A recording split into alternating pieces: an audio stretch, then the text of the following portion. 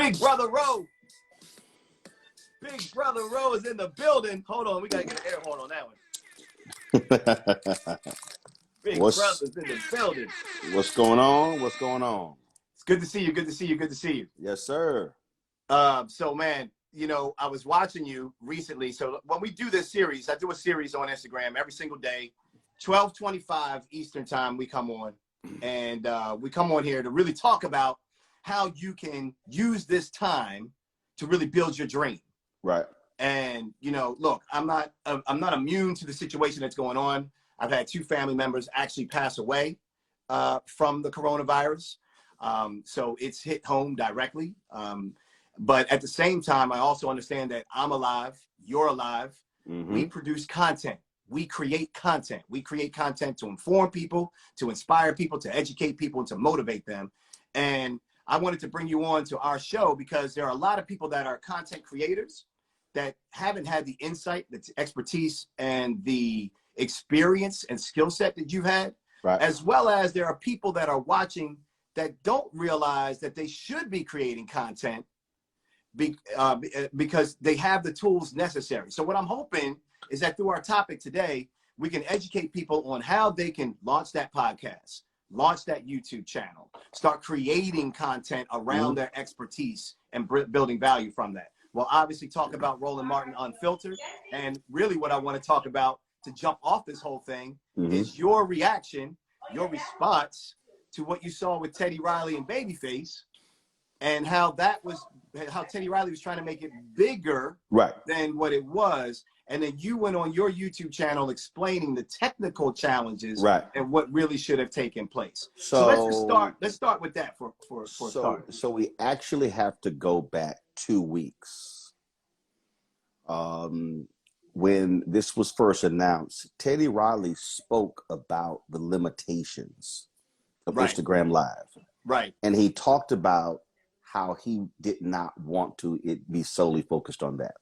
I think what has happened is with this whole coronavirus deal, because people had no choice, they now began to realize the possibilities, but also the limitations of certain applications. Mm-hmm. So for Instagram Live was never meant to be a true video streaming platform. Right. It was meant to be something that you just did with your friends. You went live. It was no big deal. And it just sort of just went away after you did it. So I go back to Snapchat. The reason I did not like Snapchat in the beginning because it couldn't archive.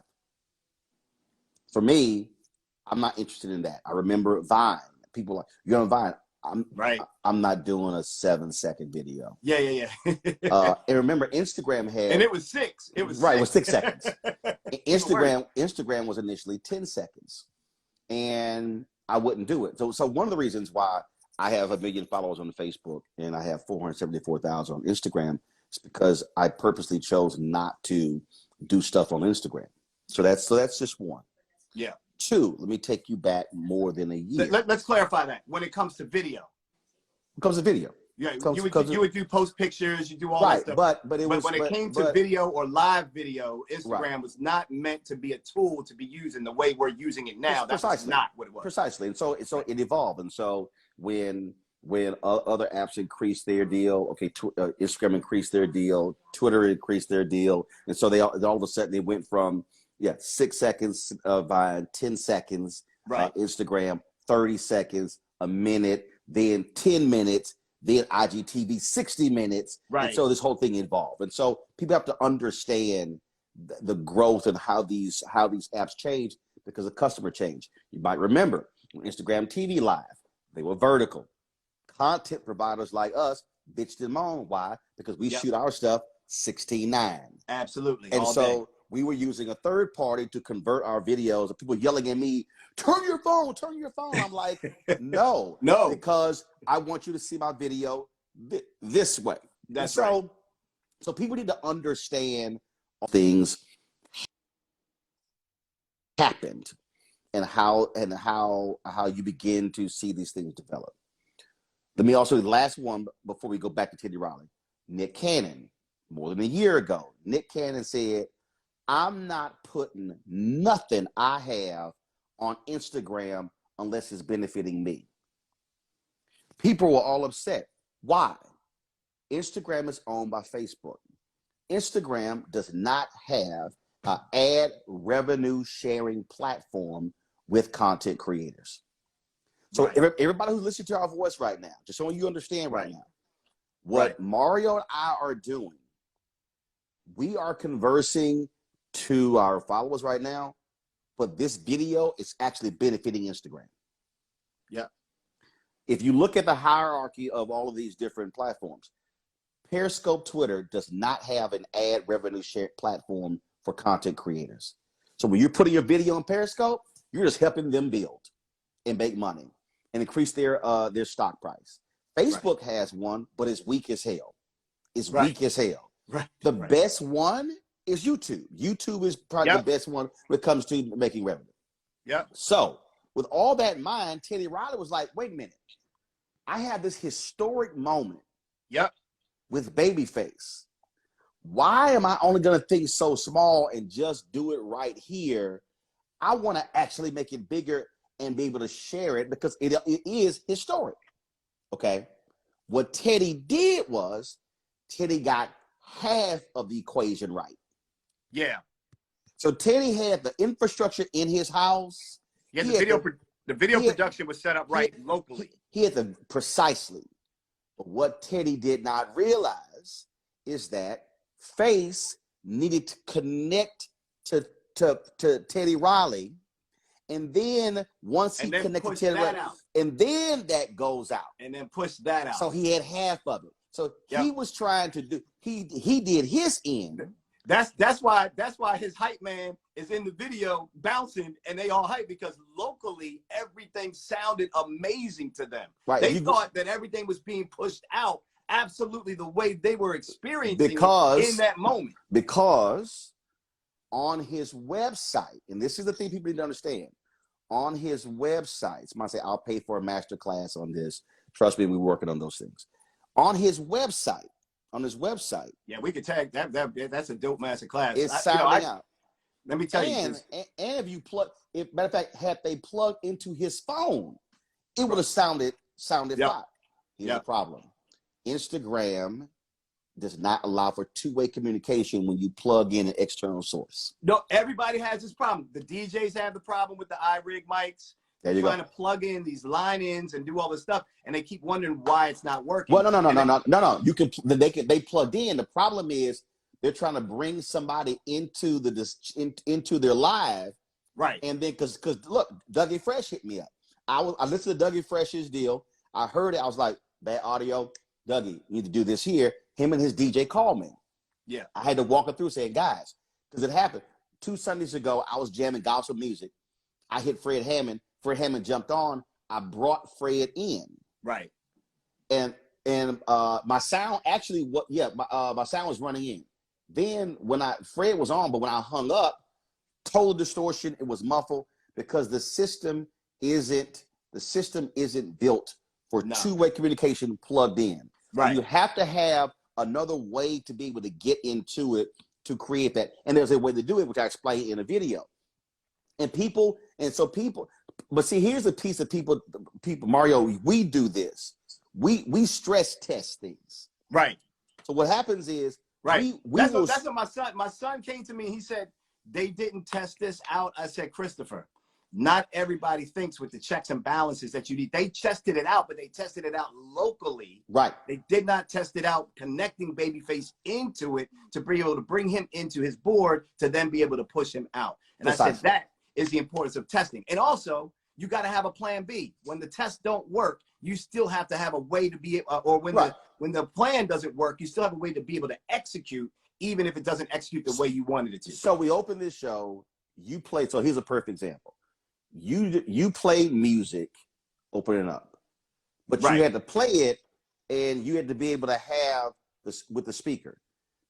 You cannot run a line from your system into your iPhone in order to have that music heard with clarity, because then here's the other piece. And again, this is where you have to learn from the equipment. The Apple phone remembers the last thing you plugged in. Yeah. So the Apple phone the iOS is remember. Oh, so you've now plugged in. So therefore, I am disconnecting your ability to talk to somebody if you bring them in live. Right. And again, that's stress testing. It is. For people who understand what I say, again, stress testing. Stress testing means I need to put maximum pressure on my system to see how it performs. Will it break down?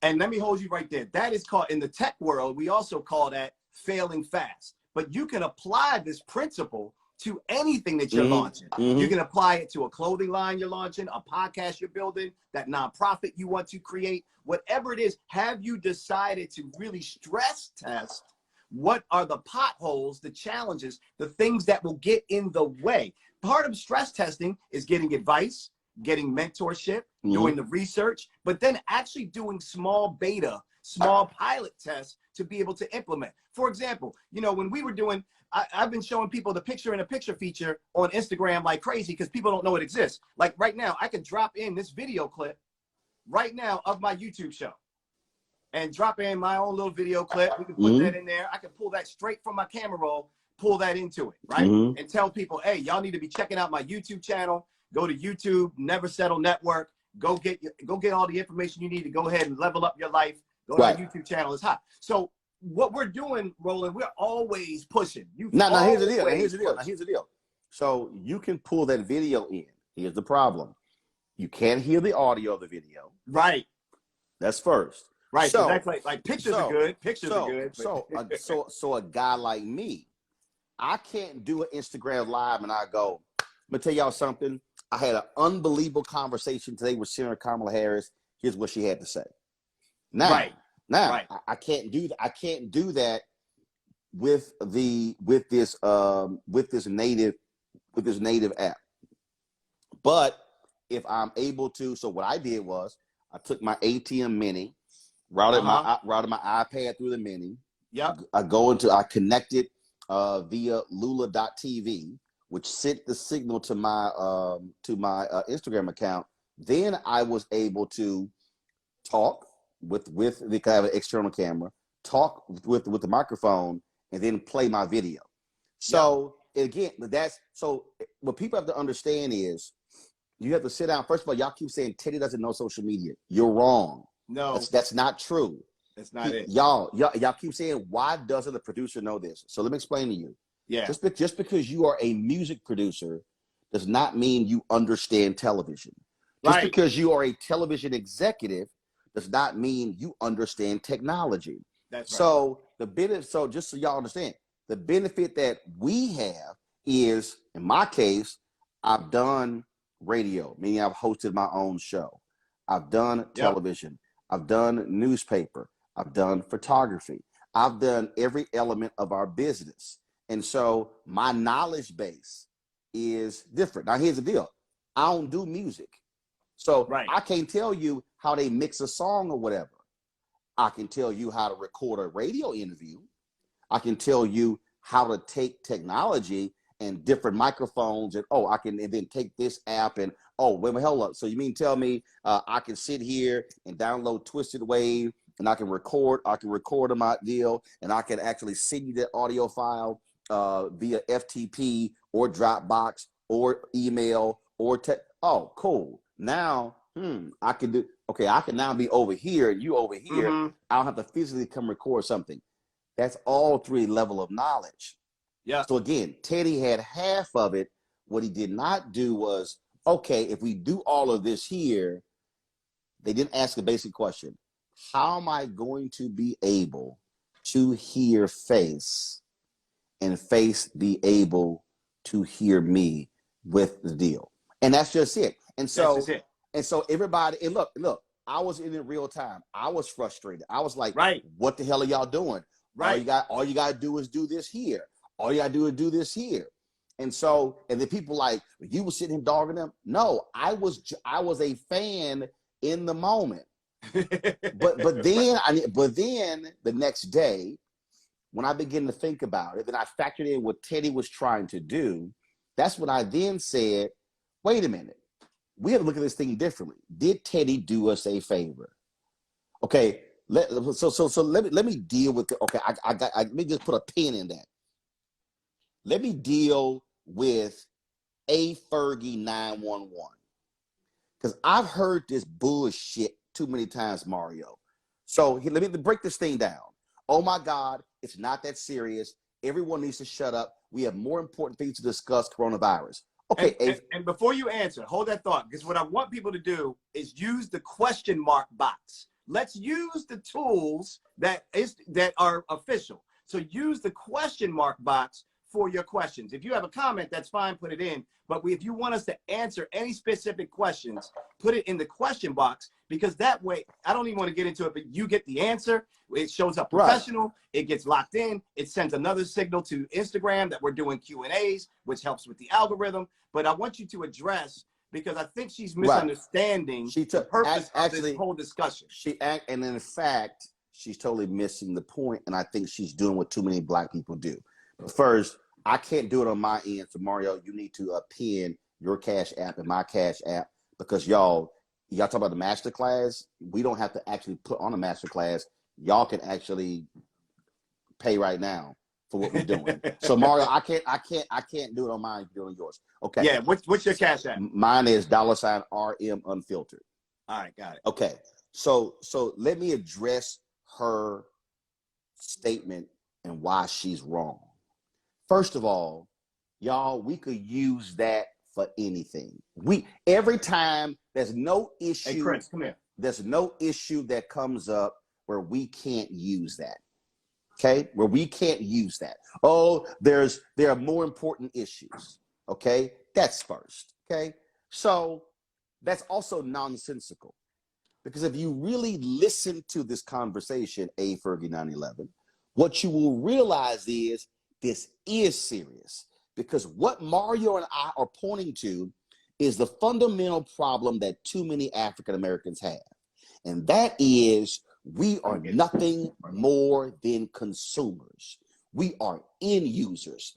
Instagram, Facebook, Twitter, YouTube, they love Black people. No, y'all keep saying don't address negative comments. No, I'm taking her comment because a lot of people say that. All these tech companies love Black people. Do you know why they love Black people? Because we use platforms. We consume platforms. We don't own anything. Right. See, so they love us feeding information in. They love us using the stuff. Instagram is loving these versus battles. You know why? There are people who are not on Instagram who are signing up for accounts. There are people who don't even use Instagram and who all of a sudden. So Instagram is like. Babyface grew by about 100,000 followers in one night.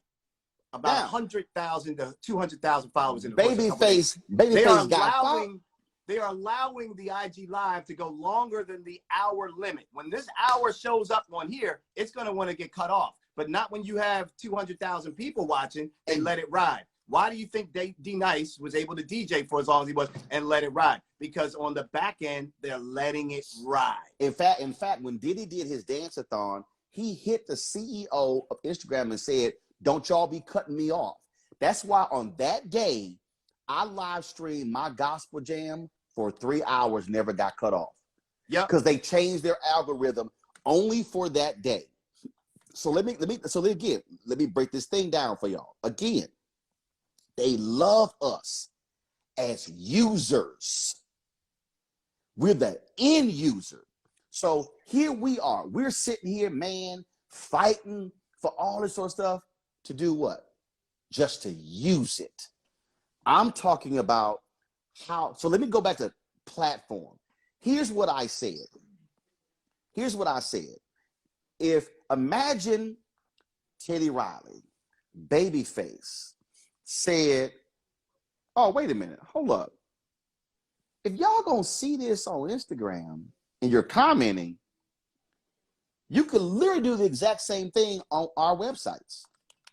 Or they could have said, like I'm talking about, wait a minute, we gonna push this thing out to Instagram. We gonna push it out to our Facebook page, our YouTube channel, right, our Periscope channel, right, Instagram Live, and our website. We're going to hit it. We ain't just going to feed it to Instagram. That's one way. They also could have just said, wait a minute, hold up.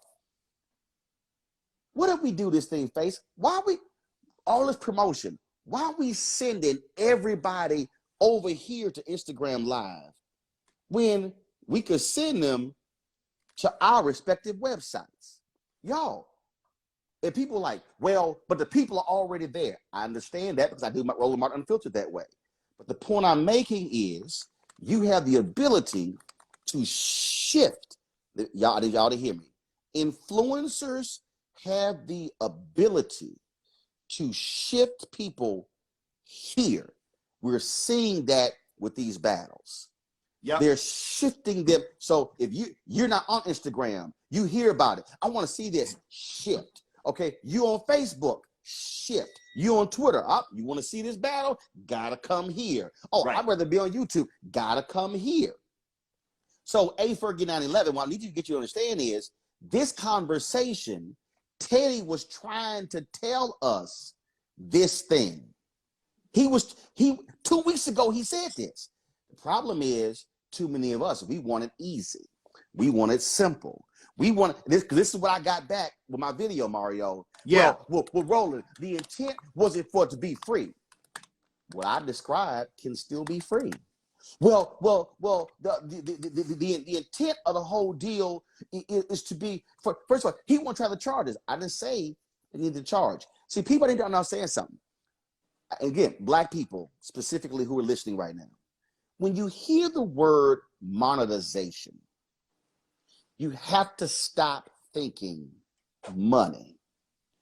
Monetization is not always money. No. Monetization could be data. Monetization, let's stop there for a second, because you dropped a lot, and I want to make sure that we're getting some of these questions that are coming in to get answered as well. Monetization, in fact, let's back up. You know, all the years that you've done media, from when we go back from me being on your Chicago radio station as a tech expert, me going on NBC's Today Show and being a contributor, being on CNN and kind of following in the same footsteps when you were leading that path and paving that way. For us to be in a situation where both of us that have been on, I mean, we all got awards, we've all worked very hard, we've built up very, very well for ourselves in media. For us to both be saying, yeah, we're out still talking to networks. Yeah, we're still talking to executives. We don't cut those things off. We still talk to channels. We still talk to streaming organizations. We still have meetings with the Netflixes and the Hulus and the Amazons. We still want to do all of that, but not at the detriment of not doing our own thing.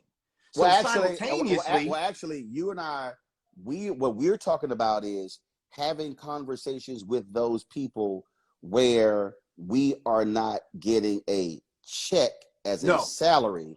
We are saying no. You are a distribution partner. That's right. Y'all didn't hear me. There's a difference between there's a difference between getting a check as a salary and being a partner. That's right. Ownership. I teach them. Matter of fact, I'm just gonna give y'all a little bit, because this probably will be the masterclass I do. Is called Me Inc. The concept of Me Inc. is, even if I work at your company, I walk in. Jackie, give me my other iPhone, please. It's in my tray. I walk into the office thinking as if I am a CEO. Yep. This is it. So how I approach my conversations with you is that, oh, yes, I am an employee, but I see myself as a vendor and you are the client.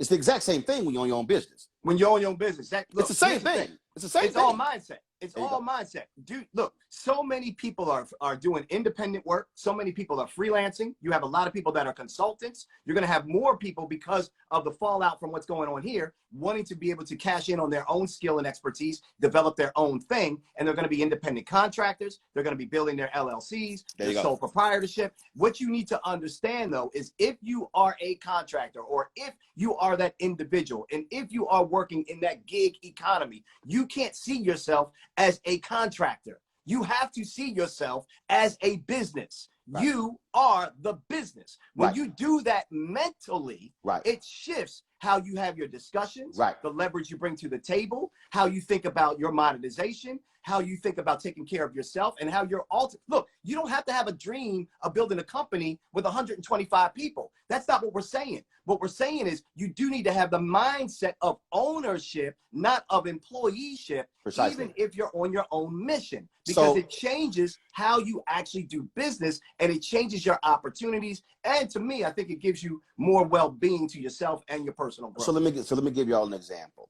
December 2017, TV One canceled my show News One Now.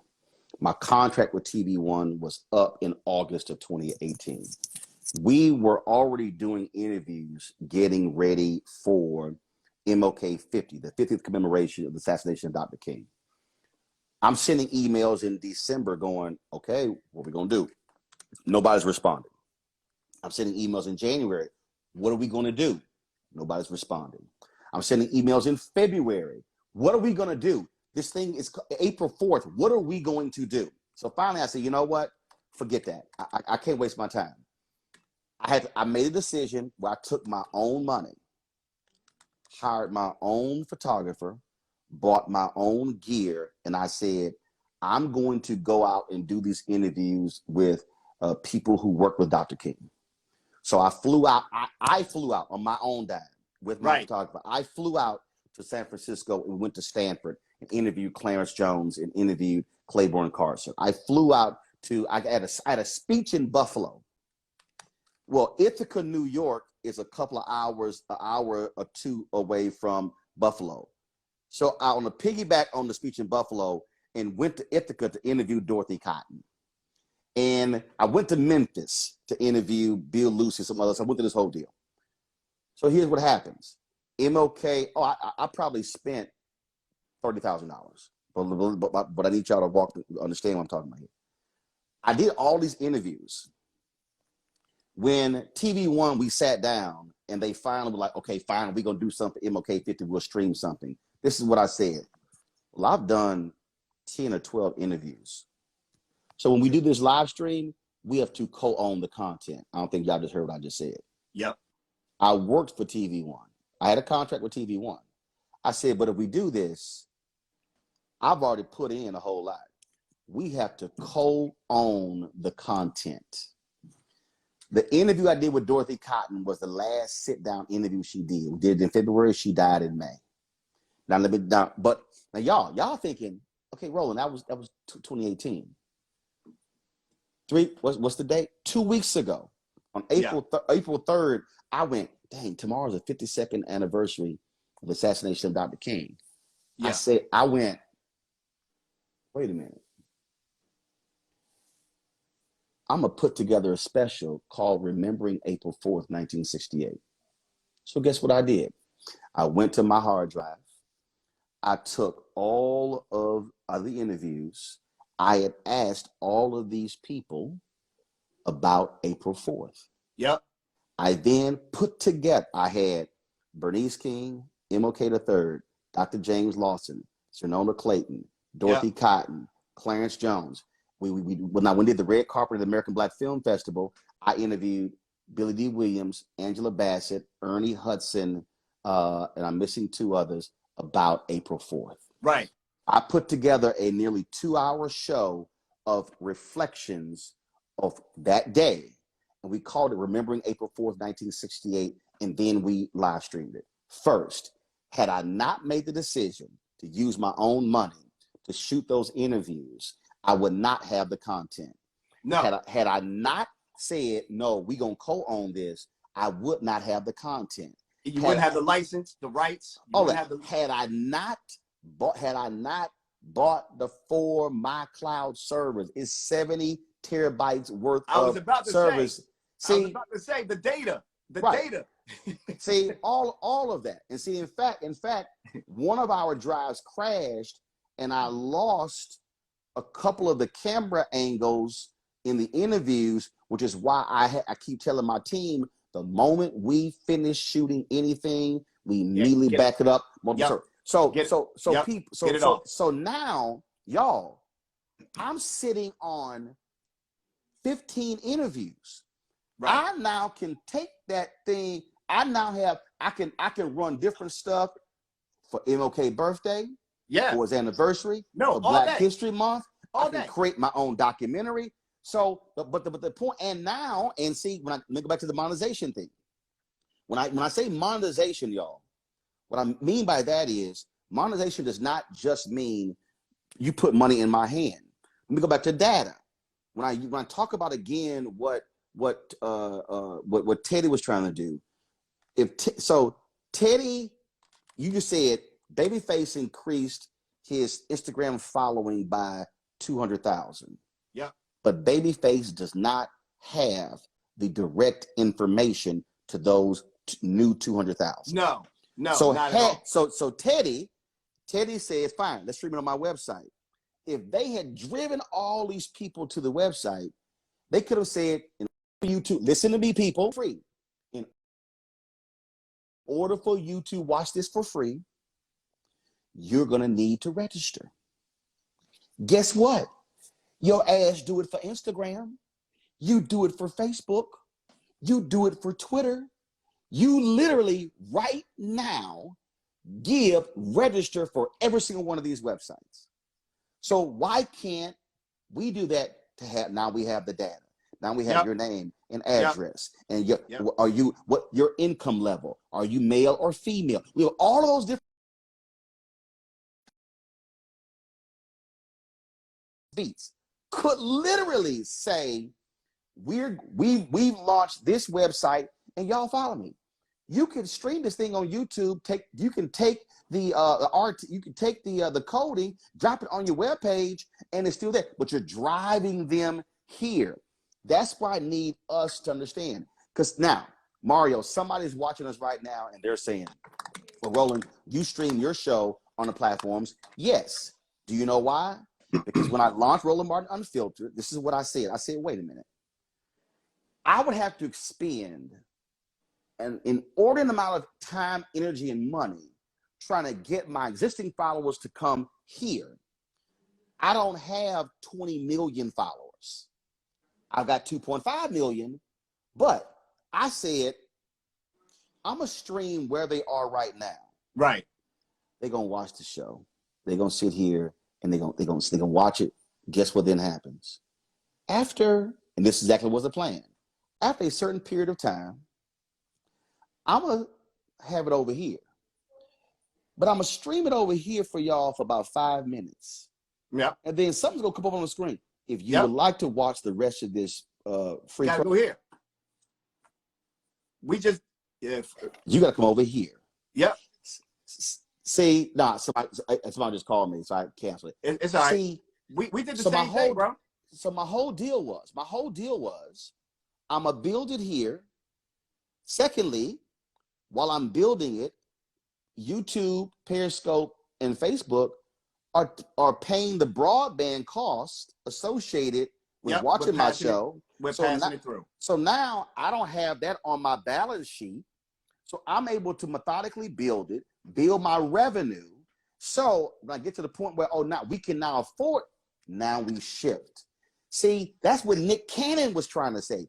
Stop giving away your content where you are building their platforms and you are deriving no benefit whatsoever. No, the only reason to use existing platforms is if you do not have an audience and you're trying to grow that audience. Yes. But you have to have a plan that is mapped to your own platform. Yes. And that's what we're talking about here. We're talking about the ability to start thinking with chess moves in your efforts. I don't care if you want to be the greatest, the next chef, or if you are a hairstylist, or you're a social media expert, or you are a lawyer. Everyone is creating content, and everyone has an expertise that they should be sharing in content. If you're going to do that, you need to be thinking with the lens of ownership on that content. We have a bunch of questions coming in.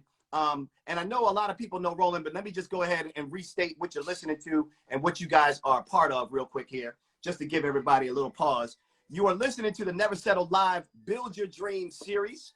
My name is Mario Armstrong, two-time Emmy winner, NBC Today Show contributor, entrepreneur, and creator of the Never Settle Show. You can go check it out on YouTube, youtube.com/Never Settle Network. We just launched on YouTube, 2 episodes, tons of clips, all about helping you hustle mindfully to pursue your passion. So my whole job, my whole existence is helping you never settle in your life, hustle mindfully, and help you pursue your passions with greatness. So I represent the underdog, entrepreneurs, solopreneurs, people that got that side hustle, that are trying to turn it into something, and those of you that need to understand how to use technology to leverage your passion. And our guest today is Roland Martin. He doesn't need an intro, but I'm still gonna give him one because he's my big brother. He's paved the way for so many of us in this business. And you know him as Roland Martin Unfiltered. Make sure that you're following his YouTube channel. Go to Roland Martin Unfiltered on YouTube.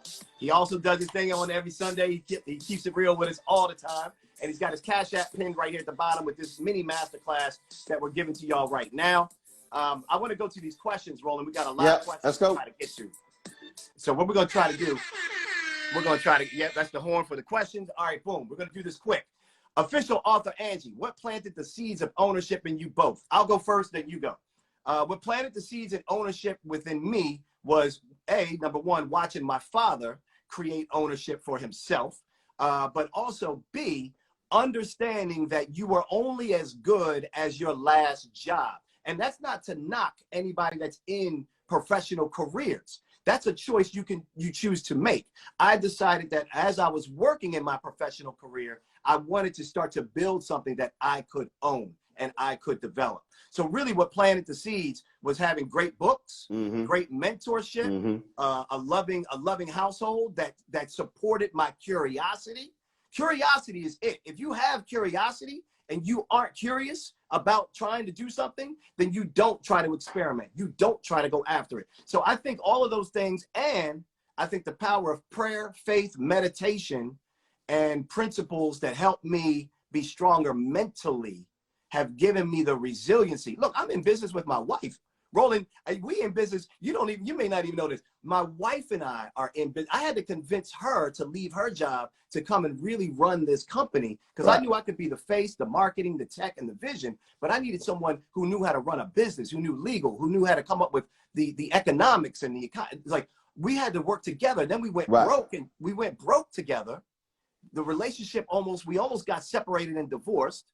I remember going to a parking lot and just crying because I felt like I, as the man in my family, let my family down because I'm the one, we're raising our son Christopher, who's 5, and I'm the one who came up with this idea to do this business. And now we don't have any business. Now I'm grabbing change in between the sofa to try to go to the point star machine to get me some gas money so I can make $100 here or $300 there. As a man, I had really just felt like I had hit my lowest low. And to see that we are still standing and that our marriage is still together and that our son is, doing really well, like to see that we've been able to weather that storm just proved to me that one of the key things, when you talk about seeds of ownership, one of the key things that people, and what I try to teach the youth as well as adults, resiliency, the ability to get your ass knocked down is par for the course. You have to know you will get knocked down, and then you have to know you get your ass back up. And as long as you do that, you are practicing the resiliency that makes you weather the storm. Everybody wants to hit a one hit and get it out the park, and then they can't deal when they get a no. Do you know how many times I got no's when we were pitching our show and I was on NBC? I'm hanging out with Al Roker. I'm hanging out with these people. I'm in the meetings. I'm on TV. I got Emmys and I still can't get a yes. I still can't get a yes for a show that we wanted to put together. So it can demoralize your dreams. It can shut you down to just want to give up. And I'm here to tell you, do not do that. The most important seed of ownership is resiliency and understanding what your vision and your plan is. So the seed for me, I would dare say, is the fact that my grandmother had a catering business that I started working with when I was 7. My mom did cakes, so she had a cake business. Wow, I didn't know that about you. I didn't know that. My dad cooked for the catering business, so that was a part of it. So it was a whole family thing. My grandfather had a He was a, you know, neighborhood handyman. So he had his business. So I had all of that. And then one of my mom's sisters, she had a trophy shop. Another one had, so I've had entrepreneurs all in my family. So, yeah, so wow. for me, working in it, so I saw it at 7 years old. I also, so I chose to go to a magnet school of communications when I was 14 in Jack Yates High School, magnet school of communications in Houston. So I decided to do this 37 years ago. So nothing has changed in 37 years. Right. And I remember, and so people need to understand, there are people in the business who are in front of the camera, there are those who are behind the camera, and there are those of us who do both. When I was at the high school, we could not go into our television studio our first semester with to learn technical, with all the technical stuff, like what's this cable, stuff along those lines. And so what was very interesting is that the second semester of my sophomore year, we walk into the studio. All of the students rush to the set. It ain't hard to count. Everybody can't be on set at one time. Right. So I literally turned to Mary Waits, who was our teacher, and I said, this is exactly what I said. I said, where does a person sit who tells them what to do? Love it. And she said, they sit in the control room. I said, I'll be in the control room. So I was voted by the teachers there, the best student there in my 4 years, which meant that you got to come back to host the annual banquet the following year. Mm. So I hosted the banquet. Paula Madison, who was then a news director at the CBS affiliate in Houston, she and I were talking. I walked her to a car, and she said to me, she says, Roland, the short money in this business is in front of the camera. The long money is behind the camera. Yep. I never forgot that. Yep. So I've had people, I had this conversation with this young lady who left my TV One show, who really, really she could be an amazing executive producer. The only problem is she definitely wanted to be on camera. Yeah. That's not her calling. And because it's alluring. It's alluring. But it's not her calling. It's not her skill set. And I tried to tell her that. So when she left the show, she and I had breakfast, and I was telling her that she's like, but Roland, you know, you're on camera. I said, no, sister, you missing this. Check the credits. I said you're missing this. Read the credits. I said my title is host and managing editor. The most important part of that for me is the managing editor part, not the host part. I said the managing editor part means I control the content. The managing editor part means that's what I said, I'm the last decider. I said, if I was only the host, I wouldn't be interested. Yeah. See, y'all gotta understand, that was a thing when I was at CNN. See, the specials that I hosted, I was the managing editor. And so no one was just saying, well, you have to do this. Now, it was a partnership, but the point I'm making is you could easily get so focused where it's all about, okay, so-and-so sees me. So no. For me is, can I control the content? Can I control the narrative? I'll give you this last story. CNN asked me. Yeah, we got questions pouring in. So like 10 minutes. CNN asked me to go interview Winnie Mandela. I fly to Birmingham. They couldn't find nobody else to do it. They asked me to do it. I go to Birmingham. I interview Winnie Mandela, 15 minutes. We come back. They're looking at it. They're like, well, why didn't you ask her this? I said, well, why in the fuck y'all do the interview? I said, Roland asked what Roland wanted to ask. They literally said, well, we're not going to run it. I said, okay. I go to John Klein, the president of CNN US, and say, they're not going to run it. Give me the interview so I can run it on my TV One show this Sunday. Yep. He did. When she died in 2018, what happened? I restreamed the interview. Yep, you ran. If I did not have another outlet, yep, that interview would never have been seen. It would Never be seen light of day. would be sitting on a shelf right now. Yep. That, folks, is what happens when, oh, I was at CNN, but I didn't see CNN as the be all, the end all. I had another outlet, and they wanted me to leave TV One. I said, no, no, no, no, no, because you're not going to control my access to media. If you don't put me on, I can always go here.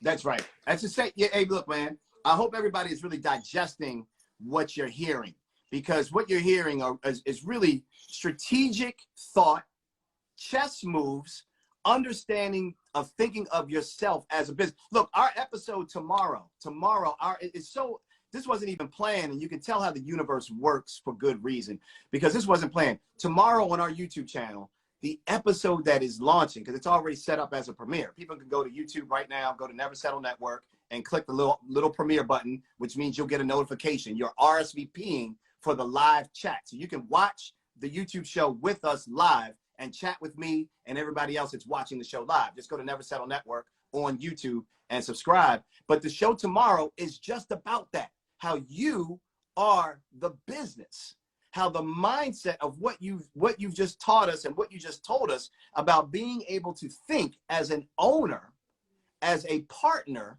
as a contributor with leverage. See, the minute we start to understand, this all goes back to, what do you see as your own value? And how do you leverage your value? And a lot of times people think, well, I have to build this up, or I have to have that. And yes, you do have to have some work. You do have to put in some hustle. You have to show some portfolio, but you don't have to have it fully built in order to understand what your leverage is. Right. Look, I did a thing called From Free to Fee. When I first got started, check this out, Roland, you don't know this story. And then we're gonna take these questions. When I first got started, I went to I was on radio, and basically what happened was, I'll make this story super short. Basically what happened was, I saw an ad in the newspaper to host your own radio show. It was for an AM station. I called the AM station. They said, we don't have a technology show or anybody talking about entrepreneurship. We'd love to have that show. I said, all right, great. Went and met with the station, found out that they would give me a half hour, but it was going to cost me $1,000 for the half hour. So I was like, damn, I want to get on the air. This is what I want to do. But I'm working a full-time job. How can I make this transition work? I know I'm supposed to be in media in some way. So I said, all right, I'm gonna sell sponsorships. I'm gonna learn how to sell sponsorships. I found $1,000, was able to start doing my show. I would work my day job on Thursdays in the afternoon. My show was at 12:30 in the afternoon. So Roland, at 12:10, I'd leave the office, bolt out of there, drive down to the radio station, which was like 15 minutes away, do the half-hour show, and try to get back without my boss seeing me be late from the lunch break. That was the hustle.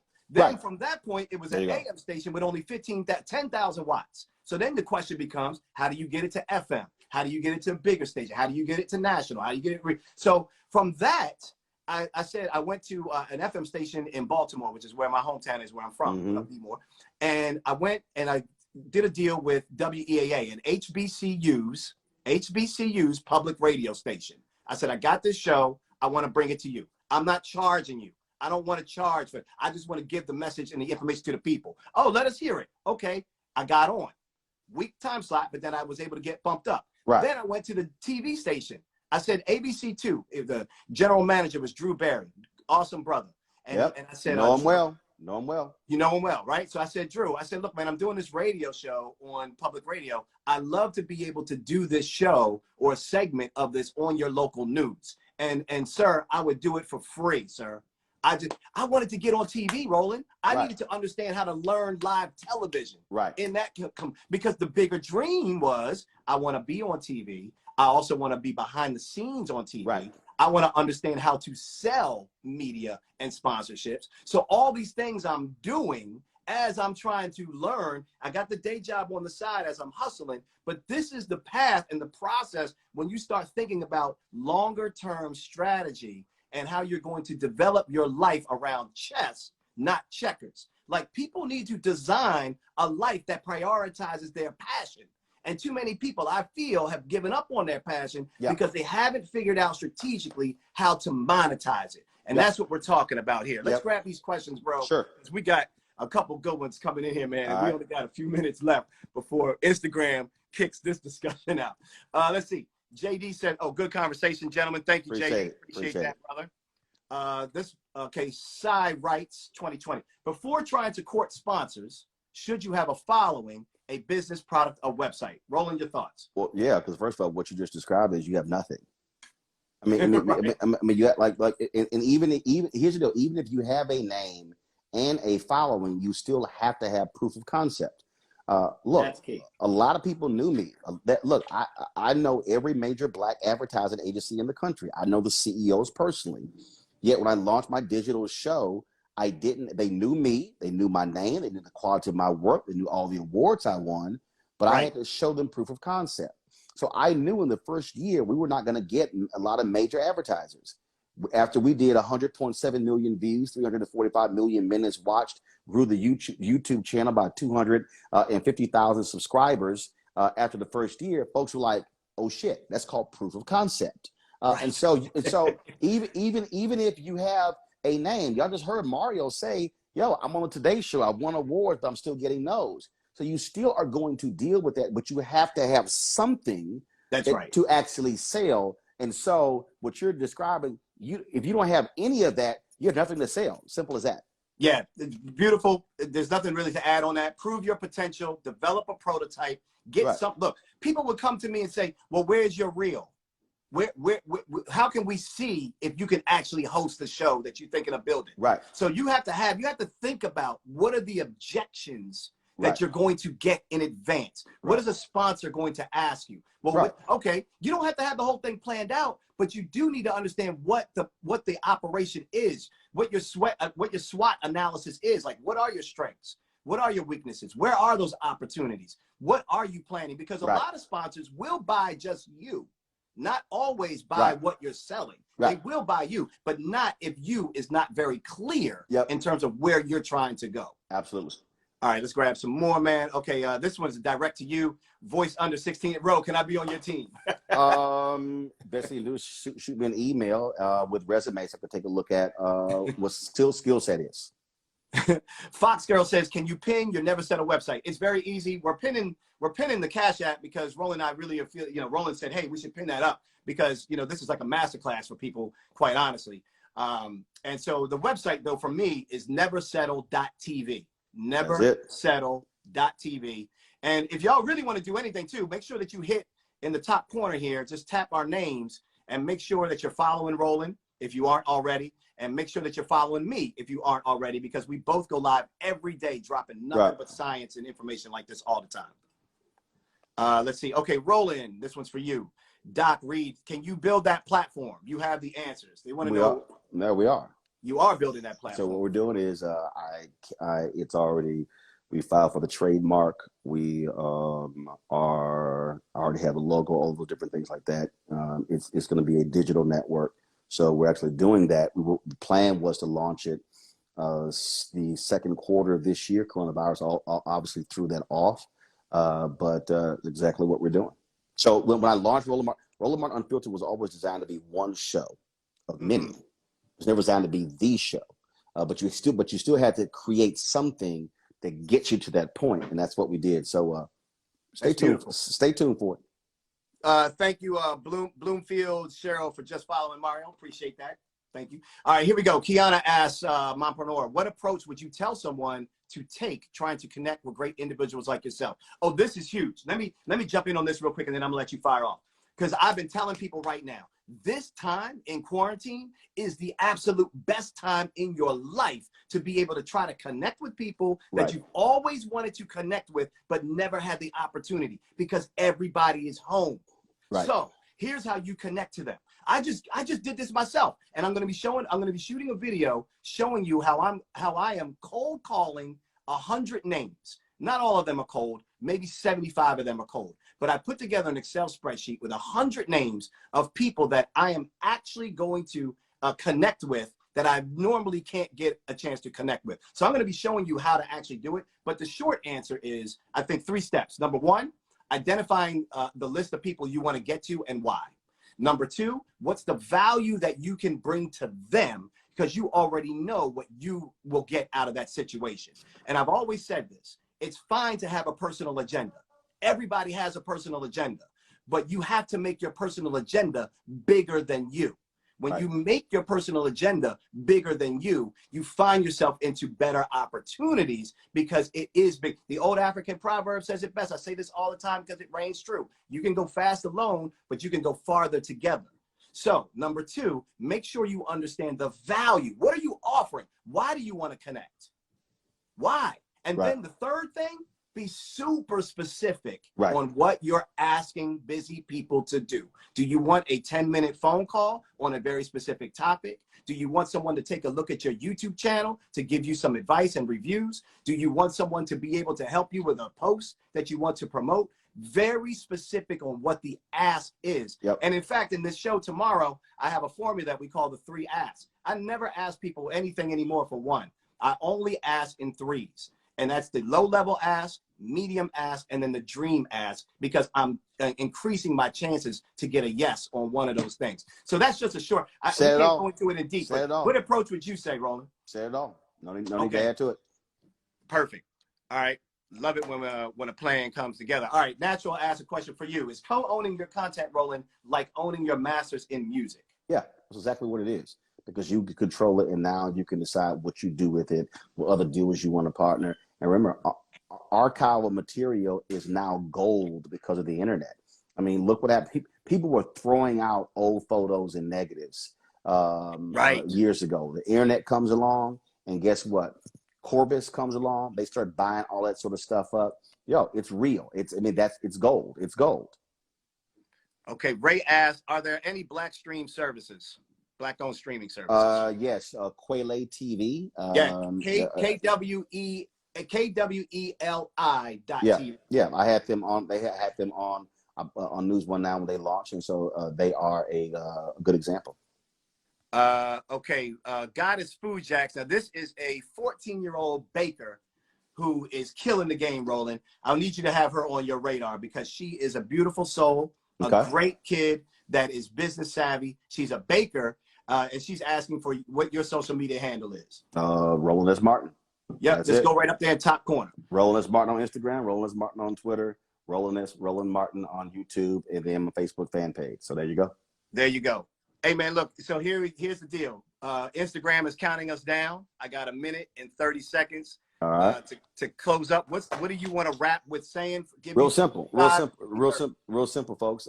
We do this constantly. Look for more of these conversations, but we also have to fund our freedom. Every single night. We've got some of the top Black experts.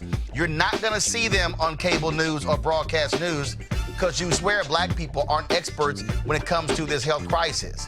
That's why we have this show and why we do what we do every day on Roland Martin Unfiltered. Joining us right now is retired General Russell Honoré, the nation's first Black Surgeon General, Dr. Joyce Elders. John Hope Bryant, he is the founder of Operation Hope. Senator Kamala Harris of California, Dr. Cedrina Calder, retired General Lloyd Austin, Congresswoman Karen Bass, Commissioner Omari Hardick, Bureau President in Brooklyn, Eric Adams, Dr. Joseph Graves, America's Wealth Coach, Deborah Owens, Dr. Corey Abear, Patel Salt, Howard University student, Pastor Jamal Bryant, Dr. Christy McDowell, Benja Ajilore, senior economist at the Center for American Progress, Gilda Daniels, again, author of the book, The Crisis of Voter Suppression in America. 4 stars, General Kip Ward. Dr. Oliver Brooks is president of the National Medical Association, president of the American Medical Association, Dr. Patrice Harris. Joby Benjamin, Dr. Alexia Gaffney, an infectious disease specialist, Dr. Georges Benjamin, executive director of the American Public Health Association, Malcolm Nance, family medicine physician, Dr. Jen Caudle, Dr. Tashaka Cunningham, a molecular biologist, Kat Stafford. She's a national race and ethnicity reporter for the Associated Press. Dr. Wayne A.I. Frederick, who is the president of Howard University, Congresswoman Yvette Clarke from the state of New York, William Spriggs, AFL-CIO economist, Andrea James, executive director of the National Council for Incarcerated and Formerly Incarcerated Women and Girls. All right, let's go to Capitol Hill. Congressman Gregory Meeks, Congresswoman Eddie Bernice Johnson of Texas, Congresswoman Barbara Lee, Minnesota Senator Amy Klobuchar, mental health clinician Jamie Singletary, Prince George's County State's Attorney Aisha Bradeboy, as well as Dylan Hayrie, ACLU Justice Division strategist. Dr. Cindy Duke, she is a virologist, News. Principal Steve Perry of Capitol Prep. Health and Wellness Specialist Dr. Yolandra Hancock. Desmond Meade, President of the Florida Rights Restoration Coalition. Cliff Albright, who is the co-founder of Black Voters Matter. Michael Harriet with The Root. Mina McWhorter, founder of Love by the Hand. Dr. Julianne Malvo, economist, president, Emerita Bennett College. Coroner Michael Fowler. Is the mayor of Atlanta, Keisha Lance Bottoms. Mental health therapist, Suzette Clark. Justin Gibney, attorney and political strategist, and Bishop Vincent Matthews Jr. Dr. Suzette McKinney, CEO and executive director of the Illinois Medical District. Dr. Leon McDougall, president-elect of the National Medical Association. Jana Bailey. Mayor of Moss Point, Mississippi, Mario King.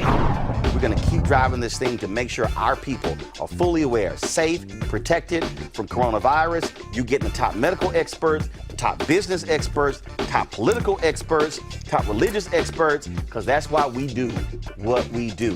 Unapologetically and unfiltered. Ain't nobody else in the black media space doing what we do. Watch Roland Martin Unfiltered daily at 6 p.m. Eastern on YouTube, Facebook, or Periscope, or go to RolandMartinUnfiltered.com. Support the Roland Martin Unfiltered Daily Digital Show by going to RolandMartinUnfiltered.com. Our goal is to get 20,000 of our fans contributing $50 each for the whole year. You can make this possible. RolandMartinUnfiltered.com.